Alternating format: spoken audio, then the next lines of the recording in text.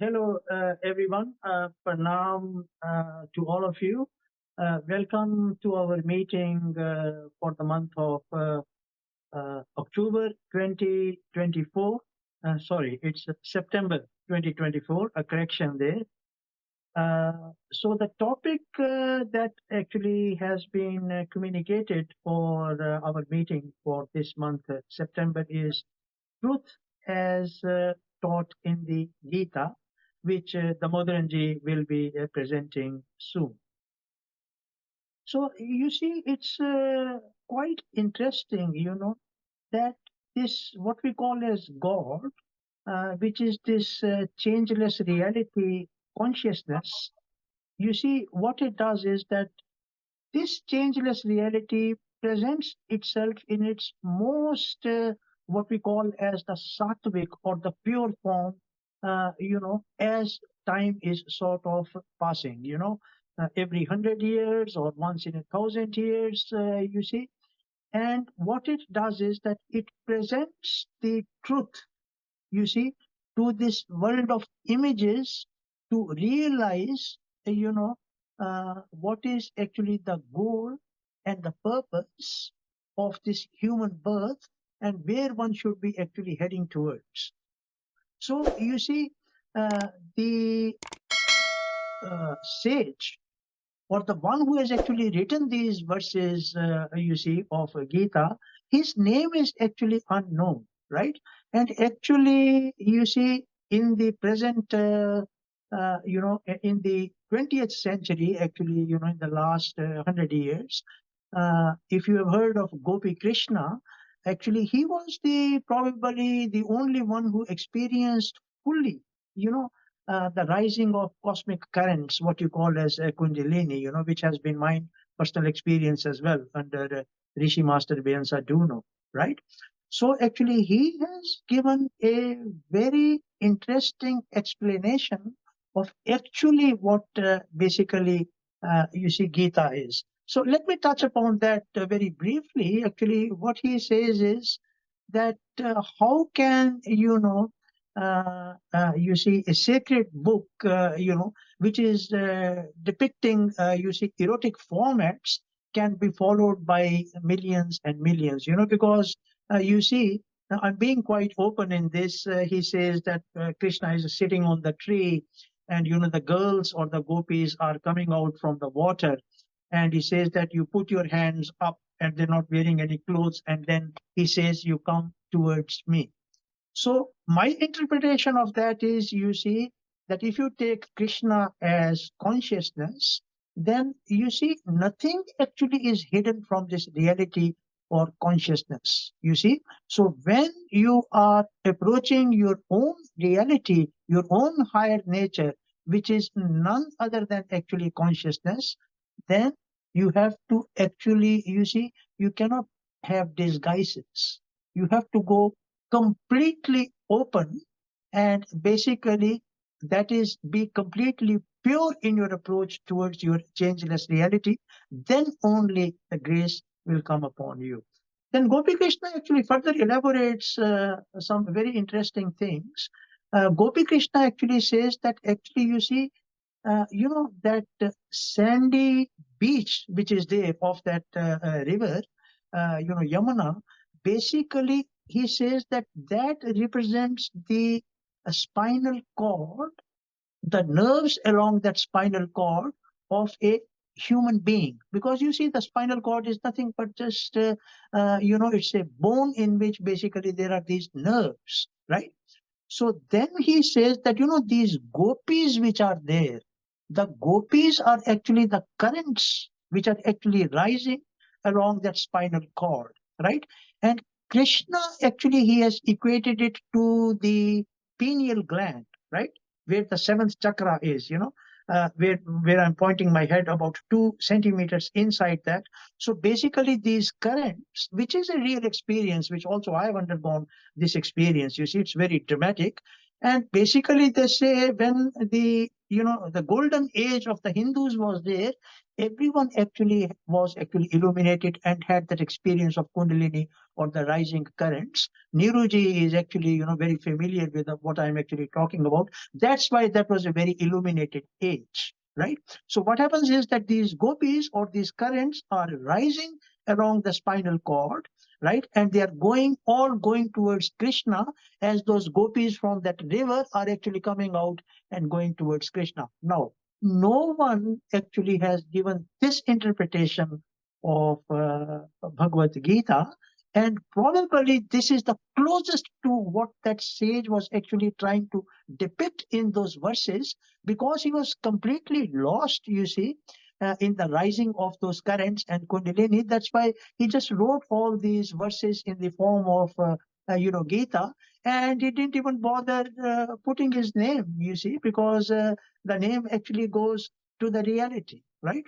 So this is one interpretation which is actually not known.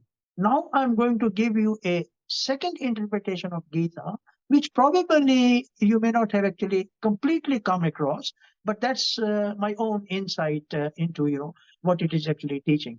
Now you know that this is this famous verse in Gita where Krishna says to Arjuna, and this was interpreted and basically what Ramana Maharishi had actually also said. I hope to put it in our WhatsApp group sometime. That you see what Ramana Maharishi actually picked up, and I had also picked up that same thing. That Krishna says to Arjuna that there are two type of human beings. The majority which is there, nearly 99.8% or more than 90% of these human beings, they are always actually looking outwards, right? And that's actually true. See, we are always looking relative to the physical body towards objects or images which are actually outside us, and it's an image interacting with images, right? Then Krishna says to Arjuna, there is that very rare few.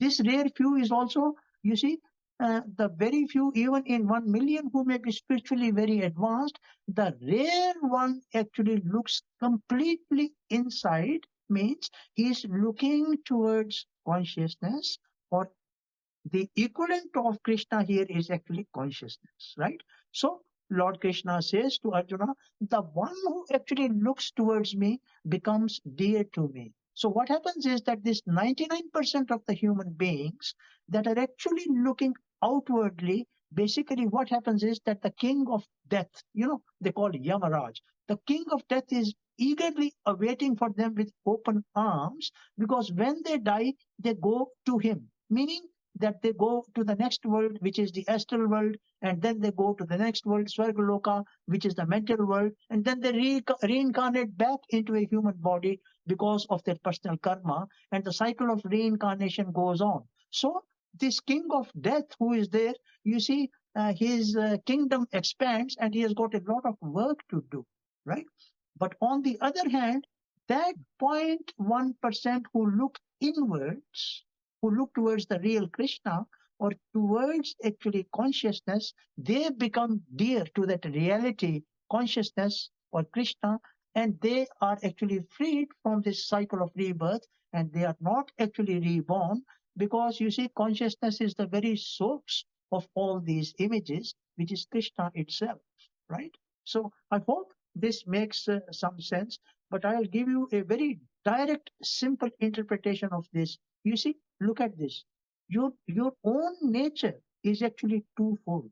Look at this very carefully. Even now, as you are actually sitting, you have got a twofold nature. One is actually your own nature is actually consciousness. Because, and that is the real Krishna. You see, without the presence of consciousness or your own real nature, we cannot function, right? And look at it very carefully. Because of this consciousness, this entire view is there in front of you, and you are a part of this view. This actually is your real nature, right? But what happens is that you don't synchronize yourself with your real nature. What you are synchronizing yourself is with this temporary, wondrous nature, right? So you're not synchronizing with Krishna, but you are synchronizing more with the story that Krishna is telling about this world, about Kauravas and Pandavas and the battle going on, right? Kaurava Pandavas are nothing but the good habits in you and the bad habits in you, in which that battle actually goes on all the time. So now you see that's your higher nature, right? Which is pure consciousness, right? And this is basically the natural truth which is hardly realized. Now look at this. You have got thoughts which are actually flowing and changing all the time. Then you have got feelings. Feelings are constantly, feelings is nothing but emotions or desires, and they are constantly changing all the time. And then the third thing is that you are active as a result of those emotions or desires. So thoughts, feelings, and physical activity. Just look at it very carefully, sitting behind that, isn't it that substratum, that consciousness, that Krishna, right? So your nature is one, pure, changeless, the nature of Krishna, which is actually consciousness. And then again, your nature is also wondrous or changing in nature, which is the cycle of reincarnation, personal karma, interacting as an image with other images, just simply following your thoughts, feelings, and activity. That is why Ramana Maharishi said that it's only, silence alone is the language of your higher nature, which is pure consciousness. So that's a very simple and a direct interpretation of what actually is taught in the Bhagavad Gita. Anyway, so that is these are a few perspectives. I'll ask Damodranji to now continue, with the talk. Damodranji, can you please take over? Thank you, Anilji. Before I begin, I just like to offer my humble pranams to my Guru and Govind. And we shall start this with 3 Oms. All can join me.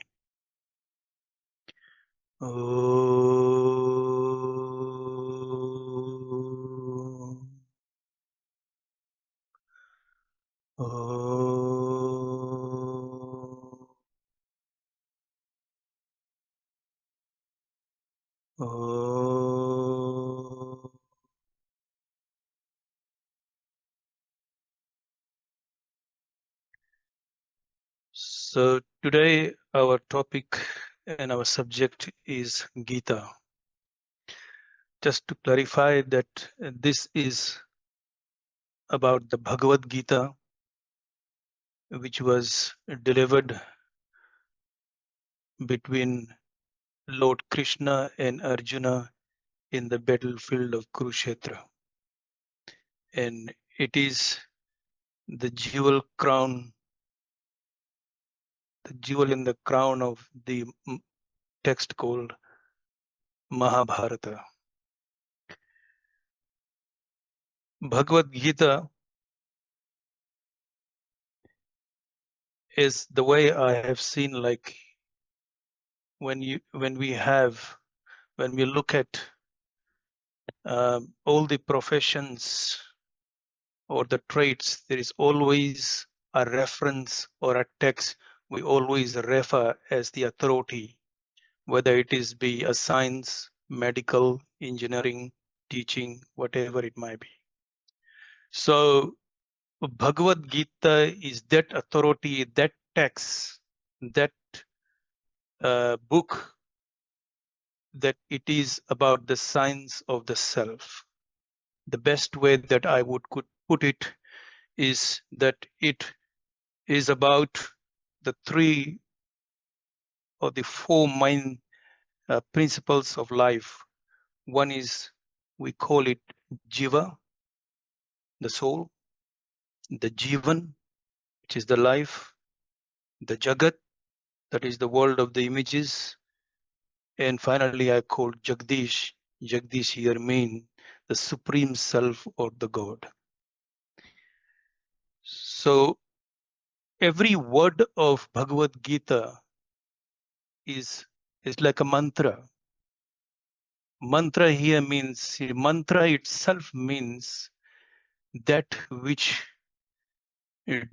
delivers and liberates the mind to a state of absorption and realization of truth.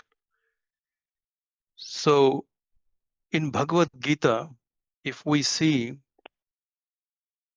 and also the important thing to note here about Bhagavad Gita is that these are the words that has come directly from the Supreme Lord, the, the Supreme Consciousness who has manifested in the form of Krishna and took Arjuna as an instrument and made him that disciple to deliver this message for the entire humanity.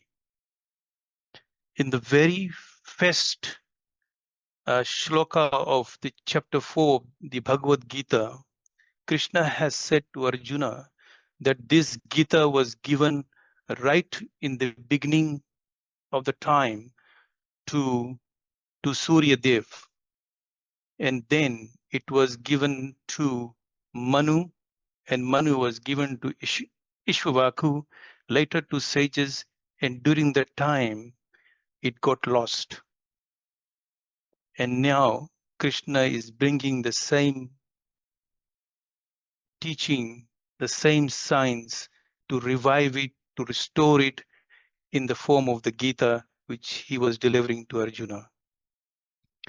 So here what I want to say, when I said that every word is a mantra, it has got a very deep meaning.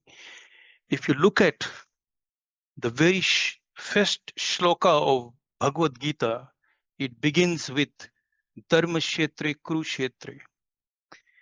And if you look at the last shloka of the Bhagavad Gita, it ends with Mama, which means it. The first word in this shloka, as I said, is Dharma. The last shloka in Bhagavad Gita reads as Mama, which means the last word in this shloka is as I said, is Mama. There is the Dharma, and here the word is Mama. When you combine these two words, it becomes Mama Dharma, which means my duty. This is what is taught in the Gita. Thus the essence of the Bhagavad Gita is Mama Dharma, which means my duty. Now, when we say my duty, it doesn't only apply to one sect of people, it applies to the entire humanity, whether one is a householder, a sage, a yogi, a devotee, or a jnani. So everyone, in whichever stage in their life they are, either they are brahmacharya or they are grasta or vanapastra or sannyas, everyone's hint and the duty is been described in a nutshell in Bhagavad Gita. This is the only text where you will find the entire truth of the Jiv, the Jivan, the Jagat, and the Jagdish. So we are very fortunate that at this time that this text is available for the entire humanity. There are about 700 shlokas in Bhagavad Gita. The time is very, very limited. So I will try to touch on some of the very few shlokas in the chapters we go. As I said, we have got 18 chapters. So in the very beginning of the chapter, it is called the Arjun Vishad Yoga, which means where Arjuna is faced with dilemma, how to face these two forces. And the forces are nothing but coming out of his attachments. And here he has asked Krishna, who is the driver of his chariot, is Sarathi. You will later on know that the Sarathi here really means the Arjuna's Jivan Sarathi, that Arjuna's life was being handed over to Krishna and Krishna led him right through it. So he asked Krishna to take me to the middle of the two armies, where I can actually see the two forces as to who they are. When you look this statement from the spiritual point of view, we do come at one point in time facing what is right and what is wrong, or what is good and what is evil, and we do get confused. And in that utter confusion of his attachment towards his own people, what is his duty? And here Arjuna prays to Krishna, said that my natural disposition is vitiated by a sense of pity, and my mind is in utter confusion regarding my duty.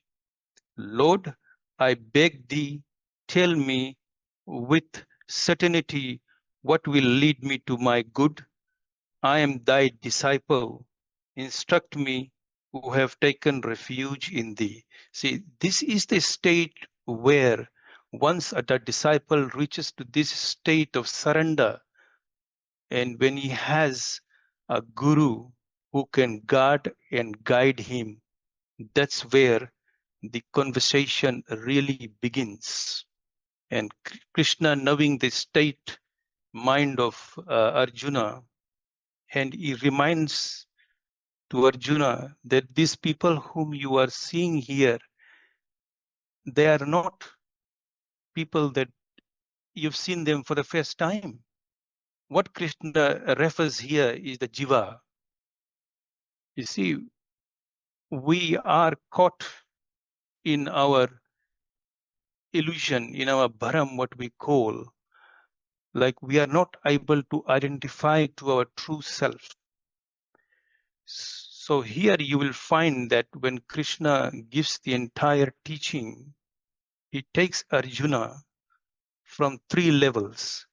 One is called Dvaita, which is duality. The other stage is Vishesh Advaita. And finally, what is the absolute Dvaita, which is non-duality. So everyone actually begins, as we say in the beginning when Arjuna was confused. So he's confused because he's caught in the body consciousness, where a jiva defines oneself as aham devahasmi, means I am the body. And then when he starts to see the separation with the help of the guru, then he comes to see what we say, aham jiva asmi. Jiva means here that you have started to see yourself separate from the body, that you are the jiva, or you are the embodied self. And finally, the goal is aham brahmasmi, which means I am that. I am that I am. So here, this entire Gita takes the whole journey, and coming to this verse where Krishna reminds to Arjuna, tells the Arjuna, never was there a time when I did not exist, nor you, nor these rulers of men, nor shall all of us cease to be hereafter. So here Krishna mentions about the jiva. So, which means what you are going to kill is the body, not the jiva. And then Krishna tries to make Arjuna to know the reality. He says, know that reality by which everything is provided to be indestructible. No one can cause the destruction of this immutable being or the self. So Arjuna was confused that as if he's going to kill these people whom he calls his own, but he says, you are not killing. So Krishna will further explain and clarify the doubt in the mind of Arjuna.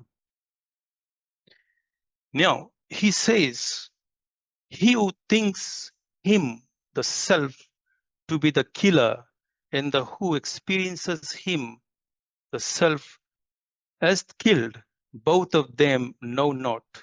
He, the self, neither kills nor is killed. So what is killed here is the body the body has carried out certain actions which were regarded as adharma. So the body who is getting the punishment for the actions that was taken by, or the mind and the body complex, but not the self, not the jiva. And then Krishna goes further to explain, he, the self, has never has neither the birth nor the death, nor does he cease to be. So the point here to be concerned that the self is always in existence, having been in existence before, unborn, eternal, permanent, and primeval, which means he's always been there. He is never killed. When the body is killed, the self always is there, is never touched. Now, Krishna will explain further how, or the nature of the self.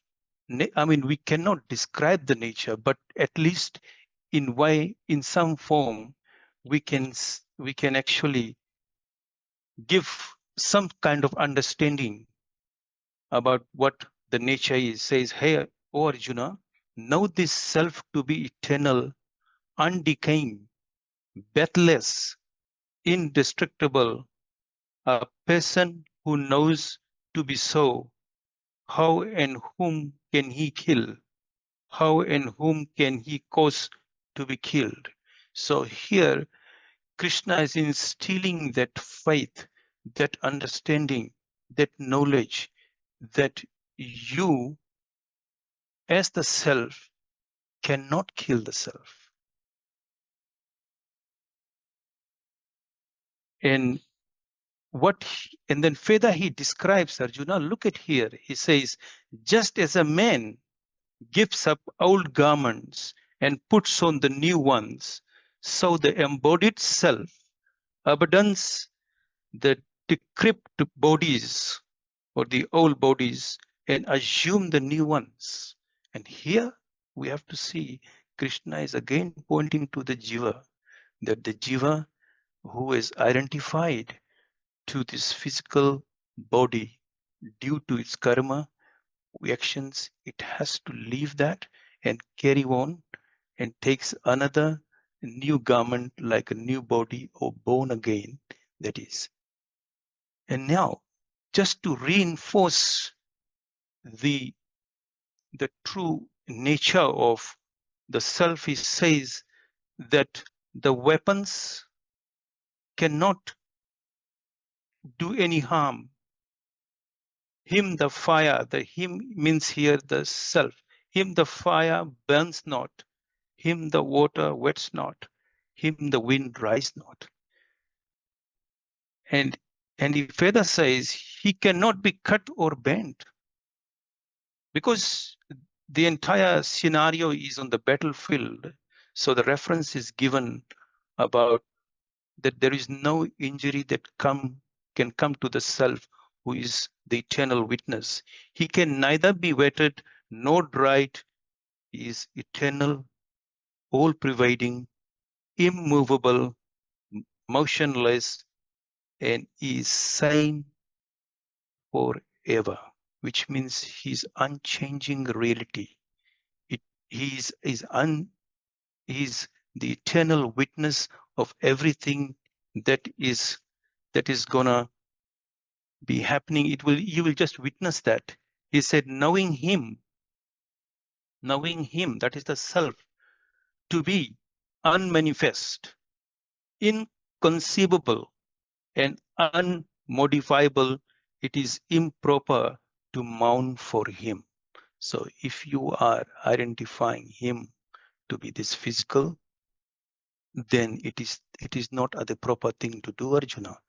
This is where Krishna is trying to clarify his doubts. And now he comes and gives him the hint about his duty. Remember how I said in Bhagavad Gita, it is about everyone's duty. So whichever way you look, you will find that Gita will reveal to you what is your duty. And he explains to Arjuna that how a duty is performed in this way will not incur sin. He's saying, treating alike the pleasure and the pain, gain and the loss, victory and defeat. And therefore, Arjuna, be ready for battle, thus you will not incur any sin. Which means it all about talking Krishna is and emphasizing about the essence and the meaning of attachment. And he says, to work alone, you have the competence and not to claim their fruits. Now, this is where it gets very interesting that one should not aim or long for the fruits. He said, let not the longing for fruits be the motive force of your action. At the same time, let not this attitude confirm you into indolent action. You see, Krishna is not saying that there will be no fruit. He's simply saying that you should not earn for the fruit. You should not long for the fruit. The fruit is inevitable. It will be there. Whatever action we do, there is a fruit for that action. So it is not that is the reason why it's been taught that we should not give up any action. It is not possible. He said, engage yourself in action with the mind steadfast in yoga.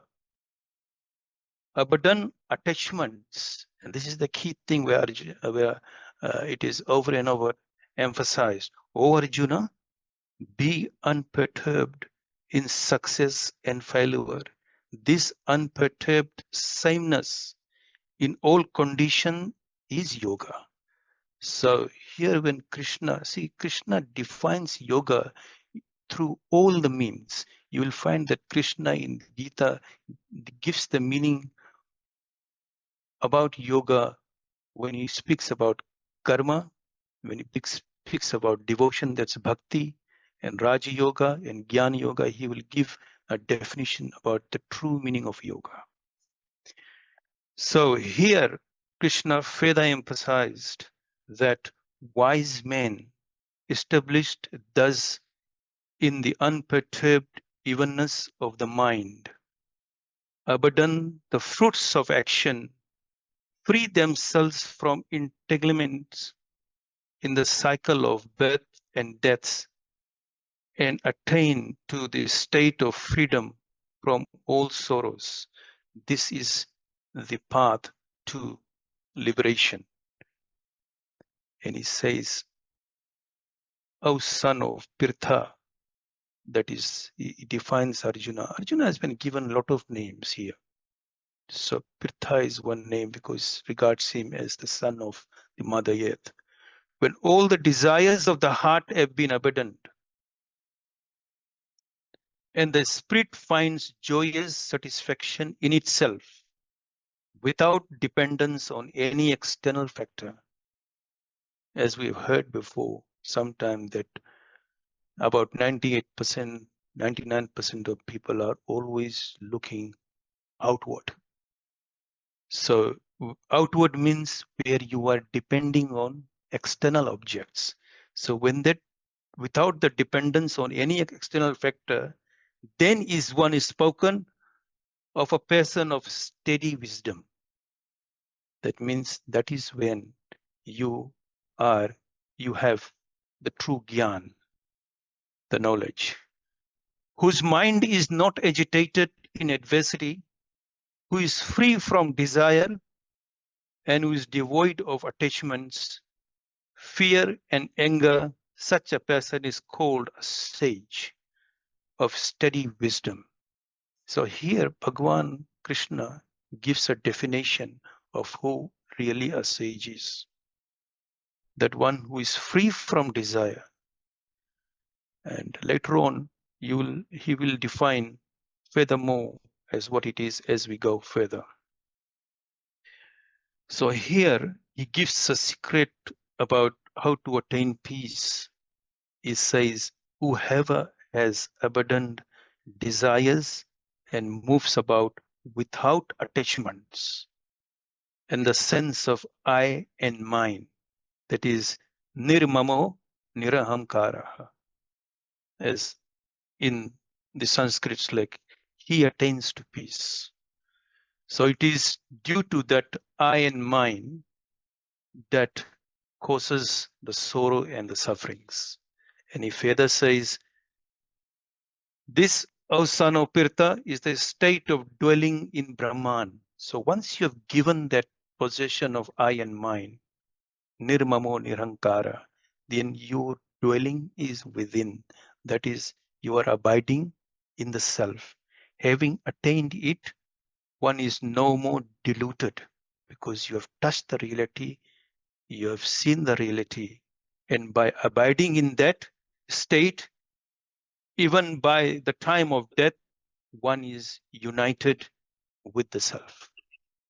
So here, united with the self meaning is your mind has absorbed in the self. This reminds me of a statement with Bhagwan Ramana, he says that all this karma yoga, this bhakti yoga, this jnana yoga, this raja yoga, all these yogas, all these practices is only intended for the mind to be absorbed in the heart. Heart here means the self-abidance. So the mind is the key factor into the entire teaching of the Gita. Not only the Gita, if you find any teaching of the great realization, they will always direct you to this mind, whom we call the ego, whom we call the I or the I thought. So the reference is always this only, that how we direct this. Now, this is the gist is about Bhagavad Gita. You will find that if you read chapter 2, it is in the condensed form, the entire teaching about the knowledge, which we call the uh, Sankhya Yoga. Now, Krishna will talk more about action, because action is what we call the karma. No one can escape, no one can be without the action. So one has to always know that one can never give up action. However, they can give up the fruit of the action. Again, I emphasize it is not the fruit, because fruit is always there. The result will be either it is in positive or negative. So if you do wrong action, it will result into something. So the fruit is there, but you should not long for the fruit. And he says, Krishna says, Kaunteya, the son of Kunti, in this world, all actions, unless they are done as an offering to God, as an yagna, becomes the causes of bondage. Therefore, work for the sake of God without personal attachments. See, attachment again comes into the play, and attachment is nothing but a very powerful weapon of the Maya or the illusion. That is one is caused, and you will see that in the entire course of the Mahabharata war, it was because of the attachment, the moha of Dhritarashtra. Had Dhritarashtra not had that attachment, this war would have been completely evaded.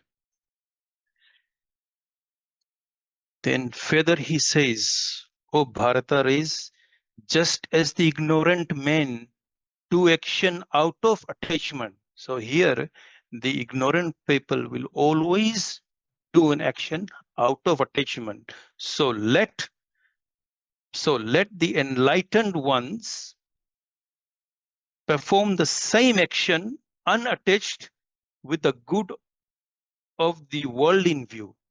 So here you will find that great sages, they perform the action, the same action they perform like an ordinary man, but for the sake of the other people, so they can liberate themselves.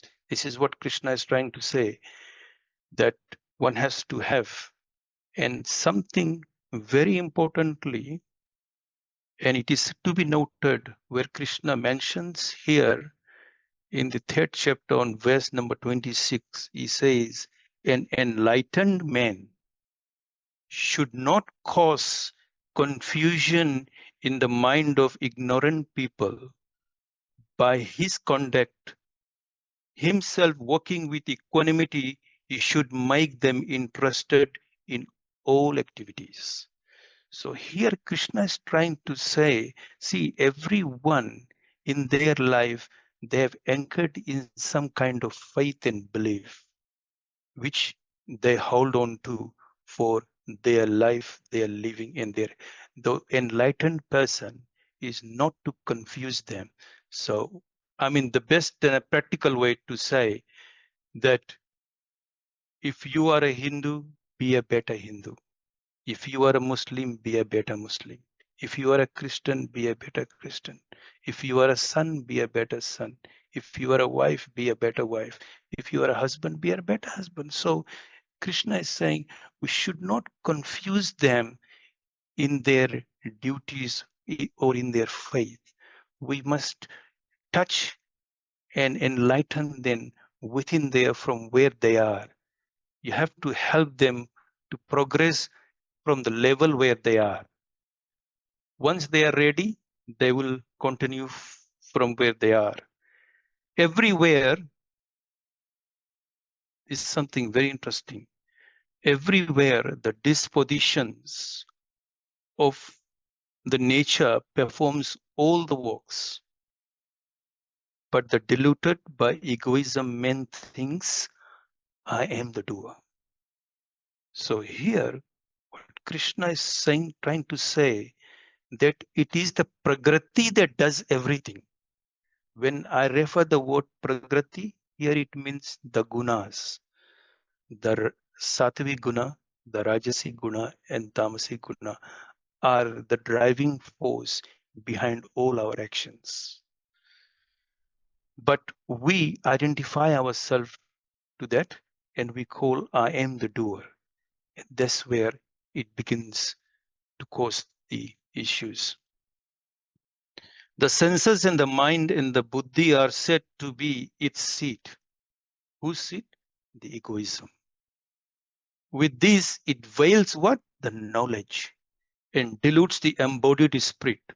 So this is where when identifies oneself as the doer and based on the senses and mind and the buddhi, then they delude themselves. So a veil comes over that, and that hides their true reality. And there is a very special, again Krishna emphasizes, though birthless and deathless, the Lord of all beings as well, yet I, the eternal being, take birth by inherent mysterious power, which is the Maya, employing the pure and the sattva aspect of my material nature. So what Krishna reveals here to Arjuna is that I, who is the eternal, who cannot manifest, just like the screen is always there. For us to see the picture, there is something which is reflected. So that reflection is the divine power, which is the Maya of the Lord, who comes in the form. It takes up the manifested form to make all the play and all the drama that we are witnessing. And when the Lord comes, his very nature is to take the aspect of the sattvic nature. Now, this very famous saying that there is, in the 4th chapter, it is in the shloka, it says, Yada yada hi dharmasya glanir bhavati bharata. This is whenever there is a decline of dharma and ascendance of adharma, then the Lord, I manifest myself in a body for the protection of the good and for the destruction of the evil and for the establishment of dharma. I am born from age to age. just want to say that this is not something that should be taken very lightly. The real spiritual meaning here behind this is that the purpose of the advent of the Lord is to promote the sattvic qualities, eradicate evil tendencies, propagate love, and to install in the hearts of humanity the divine, who is the very embodiment of dharma. God's advent on the earth is to spread this divine love, which is the fountain source of dharma. So this is the true meaning as to why you will finally find that even the realized sages, they come to one stage where they only do two things: they save the world and spread that love.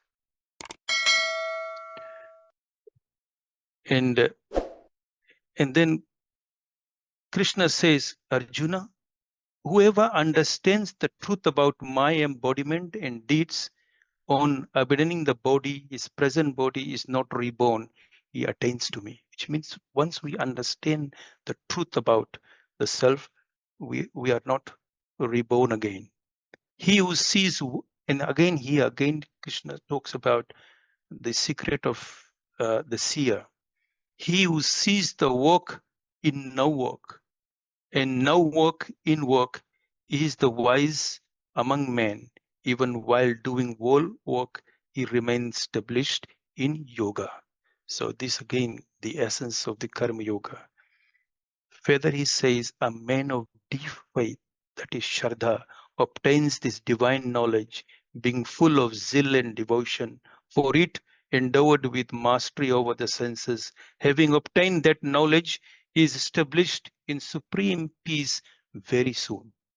So there's a very beautiful shloka. As I said, every shloka is a mantra. It says, Shraddhavan labate jnanam. So Shraddha, one's deep faith, leads to that supreme knowledge.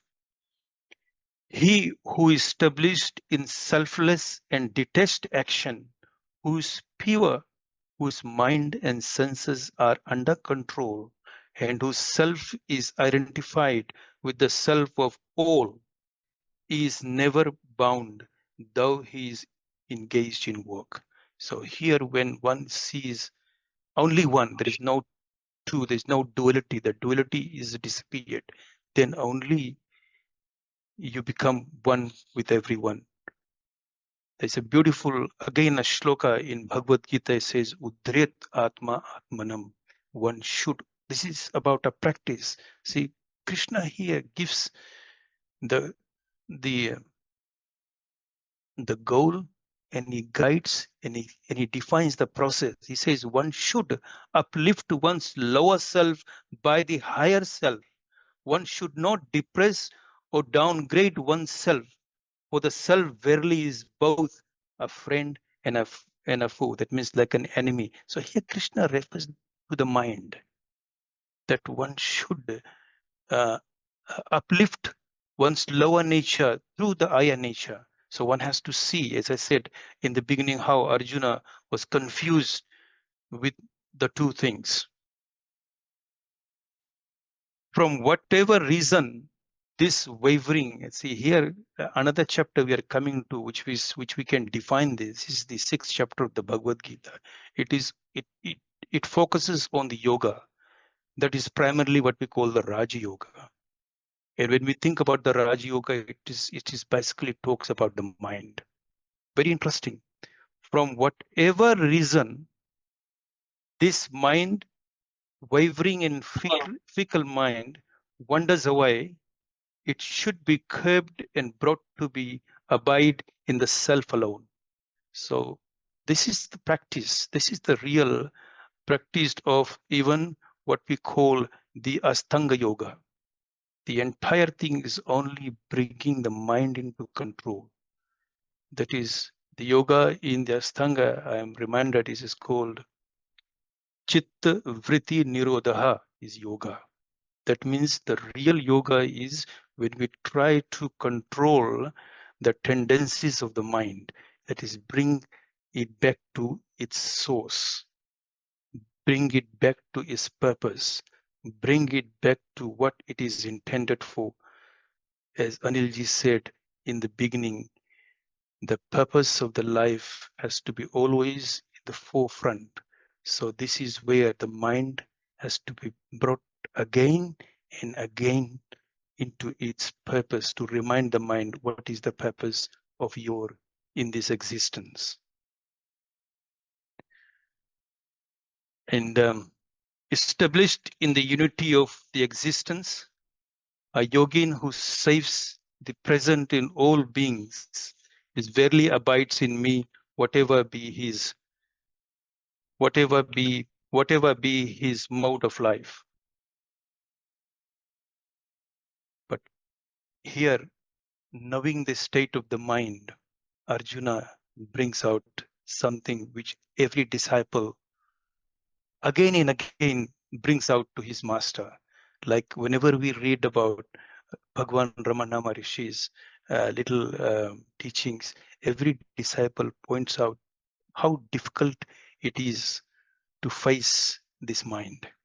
And same thing here, Arjuna says, "O Krishna, verily the mind is fickle, turbulent, powerful, unyielding. To control it, I think, is as difficult as controlling the wind itself."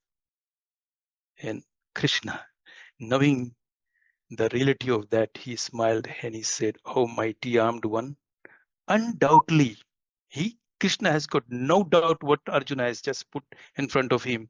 He said, "Undoubtedly the mind is fickle and difficult to be checked." So the Lord recognizes how powerful that force is. Yet, O son of Kunti, it can be brought under control by dispassion and spiritual practice. The sadhana we call, and in Sanskrit is called abhyasa and vairagya. Through these weapons we can. There is possibility. So it is not impossible. He says a yogi, that is one who is practicing meditation, is superior to a person who is doing austerity, which means dhyana. See, dhyana here means that one has to not only confine to a particular time and place, it has to be constant, which means you have to be constantly aware of your reality, your unchanging reality. That is where the true meaning of dhyana comes. He says that he is superior, a person who is really the one does the real meditation. He is the superior to a scholar. He is superior to a ritualist. To therefore, O Arjuna, be a yogi. See, even at this point in this chapter, Bhagavan says Arjuna to be a yogi. Later on, you will find in 12th chapter, he says, Arjuna, be my bhakta. But in the beginning, he says a yogi, because yogi really means, as I said, the best way to define a yoga and a yogi is chitta vritti nirodha. It means controlling your vagaries of the mind. It is, you know how Maharishi says, always focus on the I thought, because mind is nothing but a bundle of thought. So if your mind is driving you outward, bring it back to the source of the I thought. And slowly in that practice, that fickleness of the mind will calm down, and then it will start to go to its very source. That is the meaning of the true. He says, "Know me, O Paratha, to be the eternal seed of all beings. In the wise, I am their wisdom, and in the men, I am their power. Whatever manifestation there are of..." So here in the 7th chapter of Bhagwan of the Gita, it says, whatever manifestations there are of sattva, rajas, and tamas. Remember how I mentioned that prakriti is nothing but a combination of sattva, rajas, and tamas. And listen here what Krishna says. They have all come from me. They are in me, not I in them. So this is the beautiful thing to note. You know how it means. I mean, time is restricting, but I said my divine Maya, our constitution of three gunas is difficult to overcome. However, whoever take refuge in me alone in utter devotion overcomes it, which means, see, that was it, that mind. See, mind is just an organ of Maya. Remember how the organ of the body is the brain and the heart. So the seat of the Maya is the mind. That's why it is not easy. You cannot just simply, we read, kill the mind, destroy the mind. It is not as easy as it is. That's why Maharishi has said, you follow the I thought process, then only it is possible. And here Krishna gives his mystery. He says, veiled as I am in my yoga maya, I am not revealed to all. This diluted world does not know me, the originated and the undestructible. So that's why he says, because of the yoga maya, because of that maya, people doesn't know the reality. You are naturally looking outward. And that's why Krishna was not known to all, not even his own people did not know him. He says, "Oh Arjuna, I know all the beings, past, present, and future, but none knows me." Just imagine that no one knows him. That is such a powerful thing to say. And again, coming to almost to an end, I believe time is not much there. I'll just say that Another 5 minutes. 5 more minutes. Very nice. So I want to pretty much say that the Supreme Lord, whom if we take that he is the support and support of all, basically, and it is one and same to everyone. But whoever takes refuge in him, he takes control of their life, and he becomes the Sarathi. That is the essence message that's been given. And I know there is always these two paths that's been given to us, and Ramana Maharishi has always guided us in this two path. That's the path of inquiry and the path of surrender. Surrender is when you take the path of bhakti, and inquiry is the path of jnana. And in the chapter 12, Krishna has said about the modes of these two paths. And he said that both the paths, the goal will reach to me. And precisely he said about the path that Ramana Maharshi is directing to mostly all of his devotees. He says, those devoted to imperishable, impersonal absolute, who is the firm support of the world, also undefinable, all pervading, transcendent, and everything or everyone reaches me alone. That means whether you take the part of that or devotion, it will reach me alone. Here I was trying to say, Arjuna did ask Krishna which was the easier path, and he said, if you take the path of the bhakti, which is the devotion, it is more easier because you have surrendered yourself either to the guru or the god, and he takes the in charge. Where if you are taking the path of jnana, which is your self-inquiry, then you alone become the soul to deliver yourself. And what actually comes in between you and your goal is nothing else. It's only your body and your mind. Because unless the body consciousness is given up, that reality cannot be perceived. This is what even Krishna says in the chapter 12 of the Gita, that the hurdle for the path of the jnana is this body. Whereas in the body, when one tries to practice what we call soham, soham, that means I am that, or he, I am. But in the path of devotion, it is the opposite. Just like dasoham, dasoham, dasoham, which means I am your servant. You are my master and I am here to serve. And that's why one easily slips through the mouth of, or into the net of this ego. But on the path of jnana, one actually has to break the ego.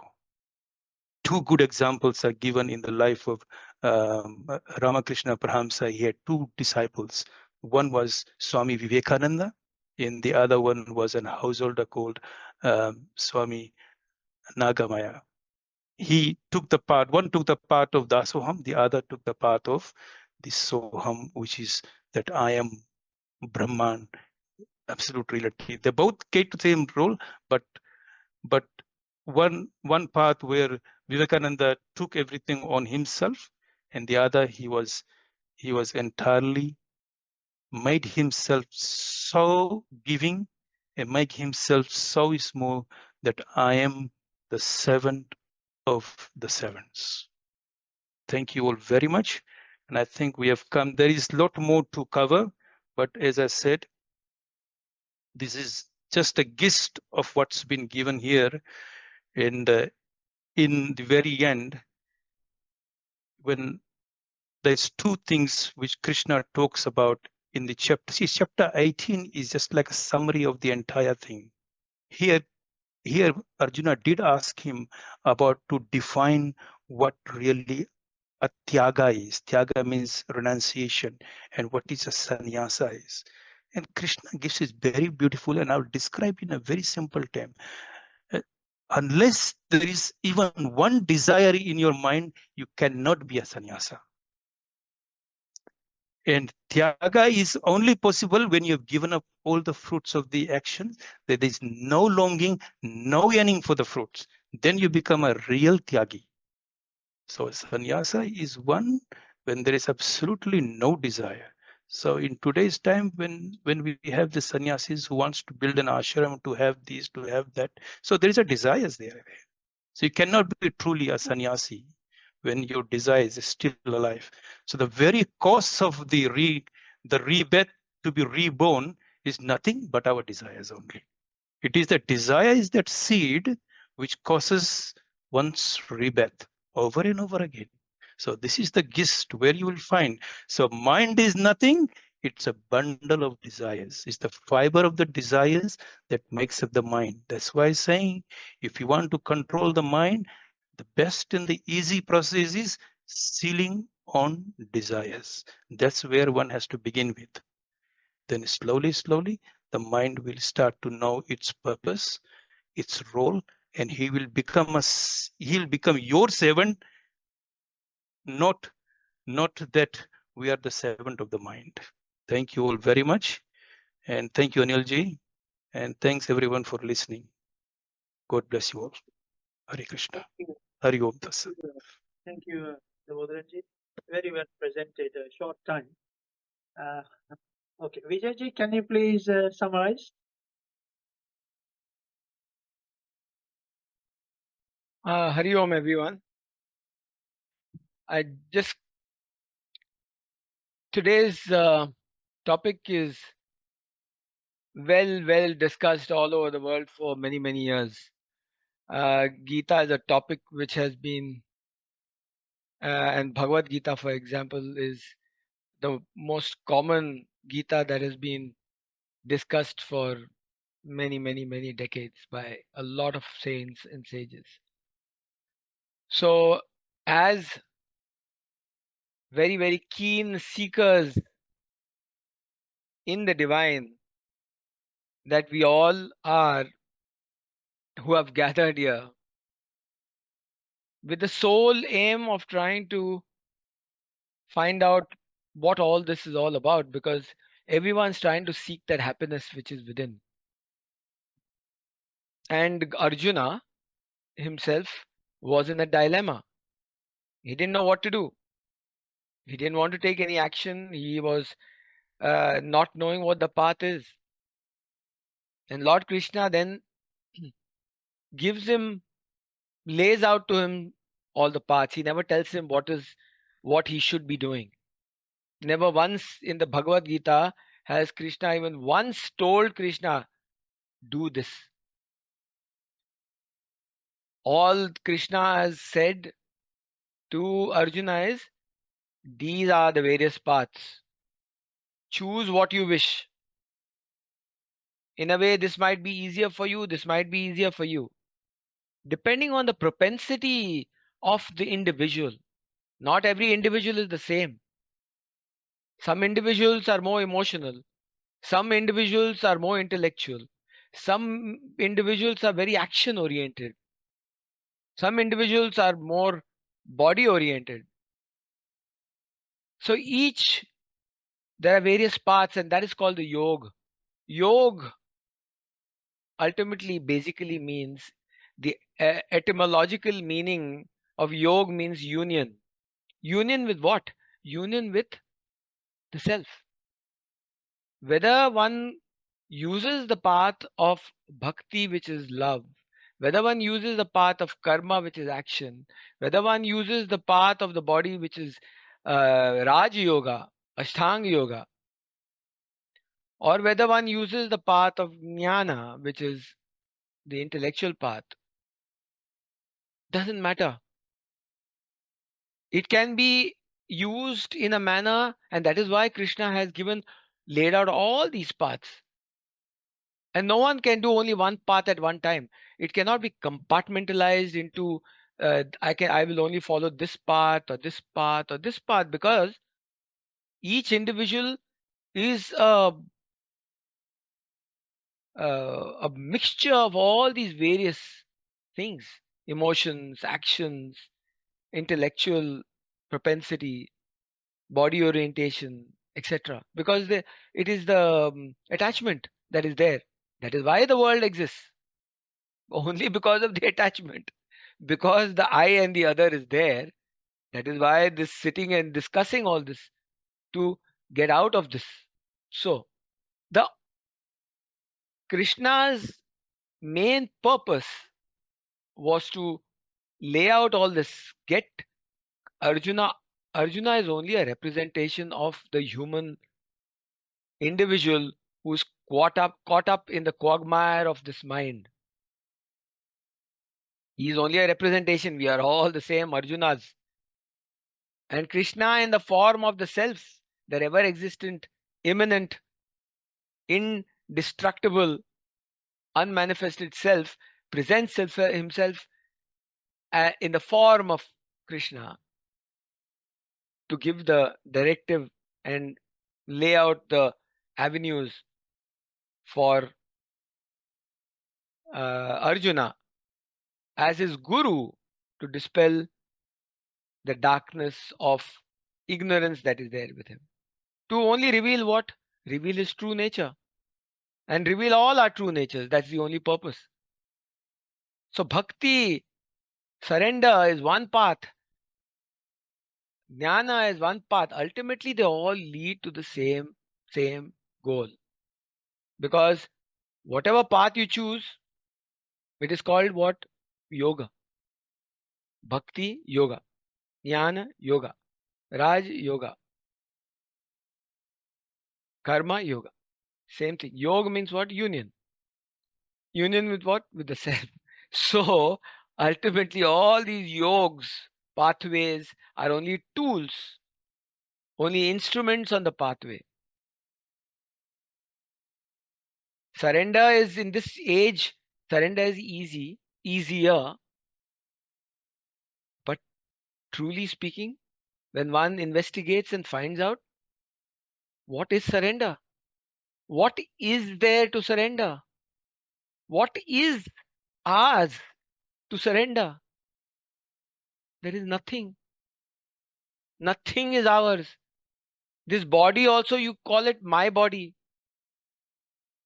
Means the body is possessed by you, right? That's not you not the body. You don't say I body, you say my body. So even the body is not yours, the mind is not yours, the intellect is not yours. What is there to surrender? Nothing to surrender. But that is the quagmire. That is the purpose of all these various exercises, the sadhanas that are there. The study and the detachment. Vairagya and Abhyasa. Abhyasa and Vairagya. Abhyasa is the study, investigation. Whether you do it by one method or the other, doesn't matter. And dispassion. Dispassion creates not attachment, but detachment. Dispassion. And that brings about a mind that is not dissipated, but a mind that is focused. And when the mind gets focused, because it is, as mentioned, it is only a bundle of thoughts. That bundle of thoughts which is dissipated in various variegated thoughts, if it is brought about and focused to make it one pointed and thinned, whether you use this method or the other, that then leads one straight into the very source of the heart, the self.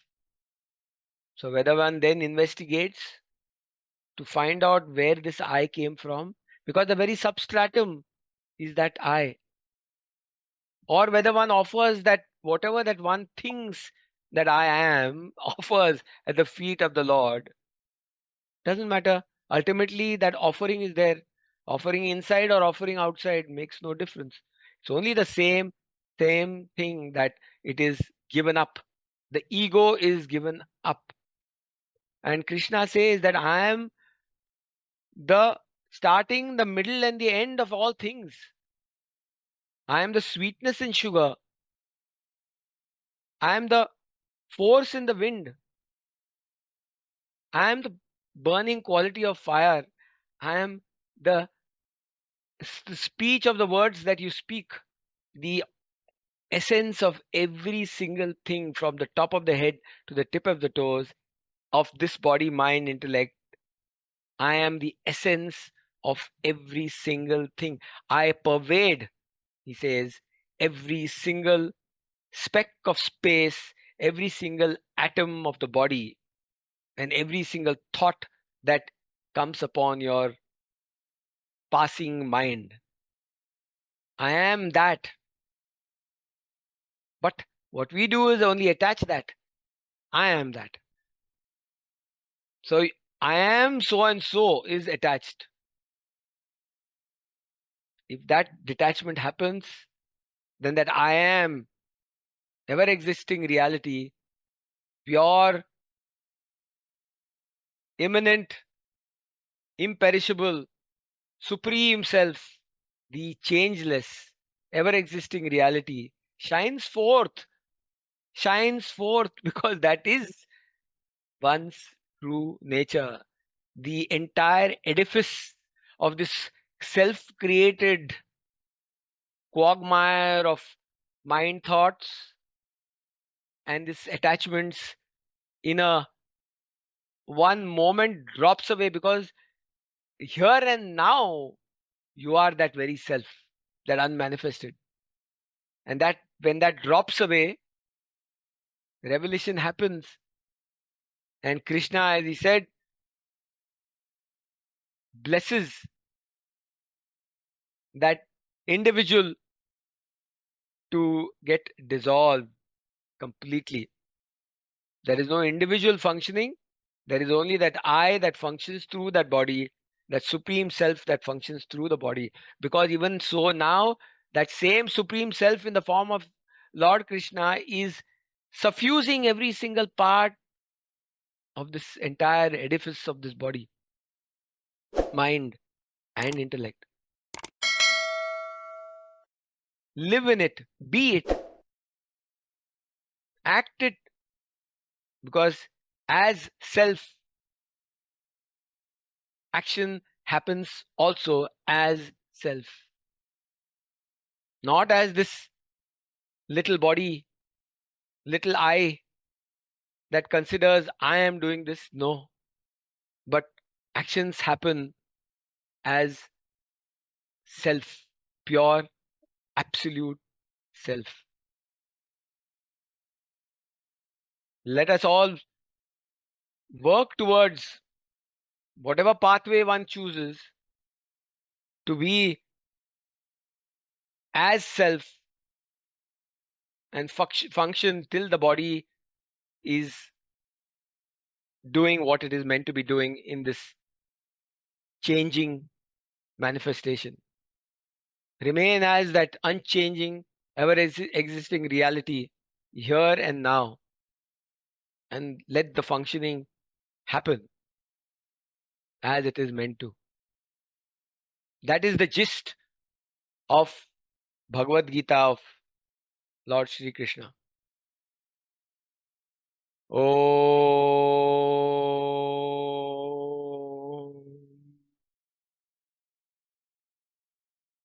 Thank you, Vijayji.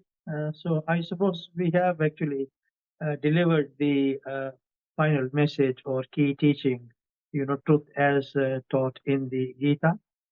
So thank you everyone for attending, for having given your time. I hope it has been useful to you in some way in your spiritual journey to, self-abidance. So with that, we'll bring this spiritual meeting to a close, and we will meet again in November.